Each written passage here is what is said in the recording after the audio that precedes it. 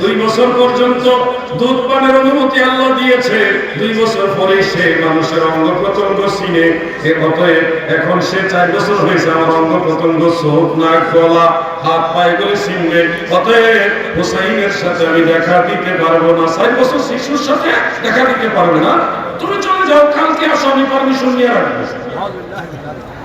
এই যে ঘটনাটা, একটা চিন্তা করেন, কাঠুরিয়ার স্ত্রী স্বামীর অনুমতি ছাড়া দরজা খুলে না জান্নাতের মহিলাদের সরদারনির সাথে দেখা করার জন্য, দরজাই খুলে না। আর জান্নাতের মহিলাদের সরদারনি খাতুনে জান্নাত হযরতে ফাতেমাতুজ জাহরা বাড়ি থেকে, মদিনা শরীফ থেকে, ওই মদিনা শরীফ থেকে চলে গেছে অদূরে, অনেক দূরে পাহাড়ের উপরে বাড়িতে। মা ফাতেমা স্বামীর অনুমতি ছাড়া একজন মহিলার সাথে দেখা করতে গেছে, আর কাঠুরিয়ার স্ত্রী স্বামীর অনুমতি ছাড়া মা ফাতেমার সাথে দেখা করার জন্য দরজা খুলে না। আর কিভাবে নবীর আহলে বাইতকে বেইজ্জতি করবে?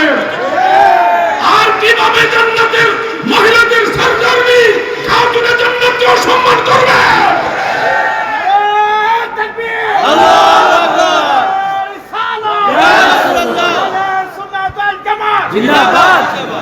আমি তো মনে করি এই যে সুরের আওয়াজ যারা করছে, একজন দুইজনে না বহুজনে আওয়াজগুলি করে, আর এগুলো তারা জানে না কার কাছ থেকে দ্বীনের কথা শুনবে। দ্বীনের কথা কার কাছ থেকে শুনবে? আমাদের এই বাঙালি আজবটা সুর এমন ভাবে টান দিছে, সুরের ঠেলায় হেসে ভালো লাগছে।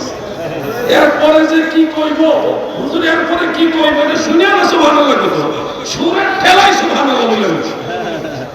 ওই যে হুজুরের ওয়াজ কথা আমি মাঝে মধ্যে বলি, হবিগঞ্জের এক মাহফিলে বহু আগে সুরের বক্তা বলেছিল, মক্কায় গেলাম, মদিনায় গেলাম রে,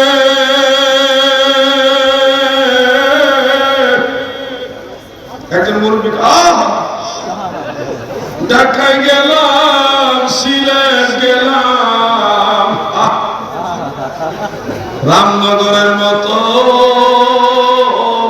এমন জায়গা পাইছি না। বেটা